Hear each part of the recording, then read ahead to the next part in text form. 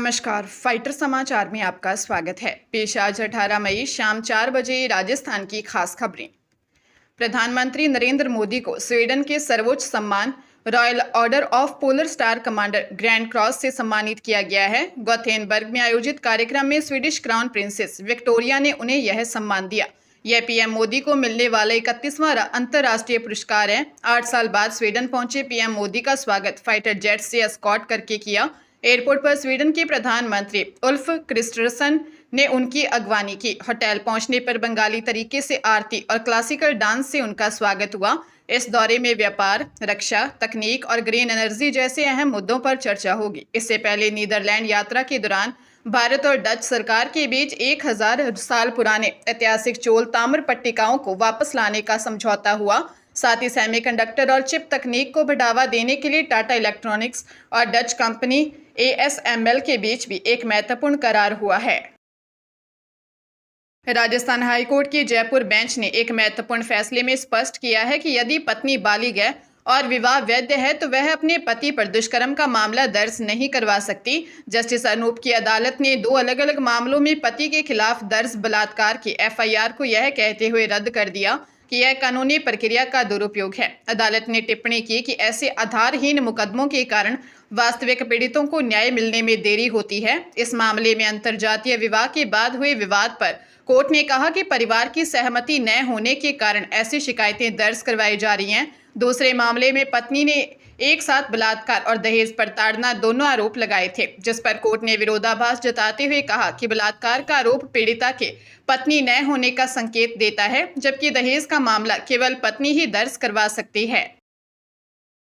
Udaipur ACB की team ने प्रतापनगर थाने के ASI सुनील बिश्नोई को 1 लाख रुपए की रिश्वत लेते रंगे हाथों गिरफ्तार किया है।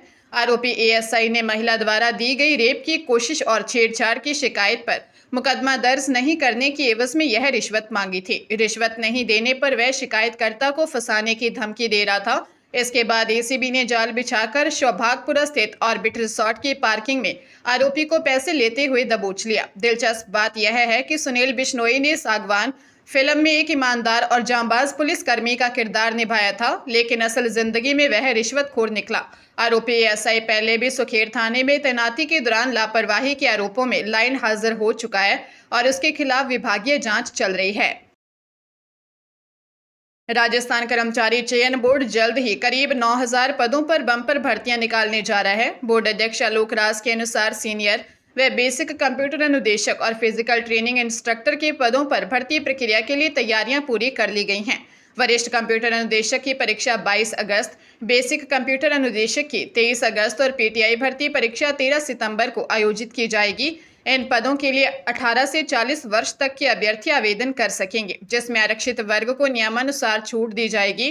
कंप्यूटर भर्ती की विज्ञप्ति इसी महीने जारी होने के साथ आवेदन प्रक्रिया भी जल्द शुरू होगी, जबकि PTI भर्ती का नोटिफिकेशन जून में आएगा। इसके साथ ही सरकार पुलिस कांस्टेबल और सफाई कर्मचारी के पदों पर भी बड़ी भर्ती निकालने के लिए लगातार मंथन कर रही है।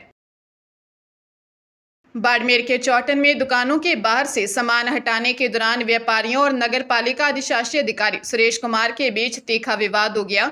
व्यापारी रजत सेठिया ने EO और ड्राइवर जोगाराम पर अपने बेटे से मारपीट और गाली गलौज करने का आरोप लगाया है।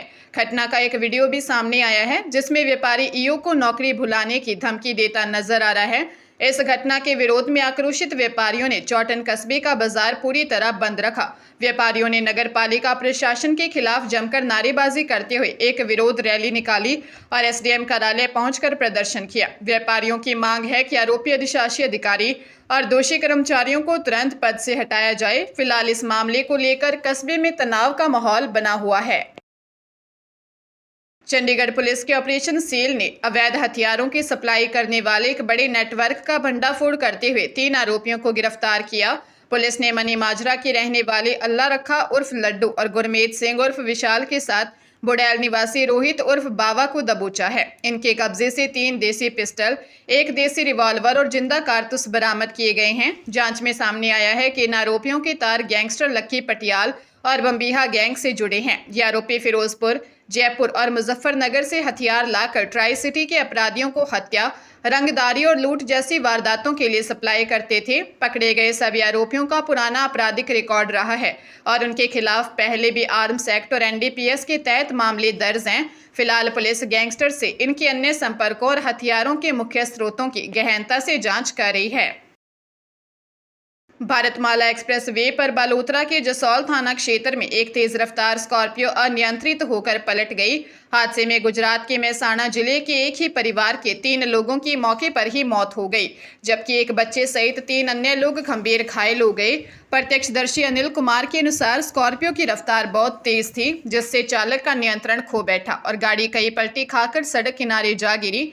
हादसे के समय यह परिवार बाबा रामदेव के दर्शन करने रामदेवरा जा रहा था। सूचना मिलते ही पुलिस ने मौके पर पहुंचकर स्थानीय लोगों की मदद से घायलों को बालोतरा जिला अस्पताल पहुंचाया। मृतकों के शवों को कब्जे में लेकर मोर्चरी में रखवाया गया है और परिजनों को सूचित कर दिया गया है। फिलहाल पुलिस हादसे के कारणों की जांच कर रही है।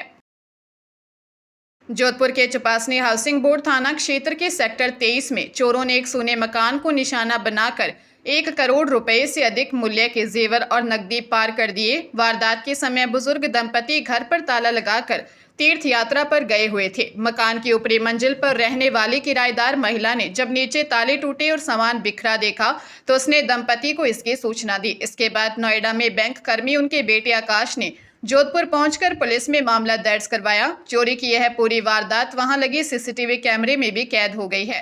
पीड़ित की रिपोर्ट के आधार पर पुलिस ने मामला दर्ज कर चोरों की तलाश शुरू कर दी है। फिलहाल इस हाई प्रोफाइल चोरी के मामले की जांच एएसआई राम प्रसाद कर रहे हैं और पुलिस सीसीटीवी फुटेज के आधार पर चोरों का सुराग लगाने का प्रयास कर रही है। करनाल में बिजली निगम के क्लर्क डिंपल अरोड़ा की हत्या के मामले में पुलिस ने मुख्य आरोपी विकास उर्फ संजू को मुठभेड़ के बाद गिरफ्तार कर लिया।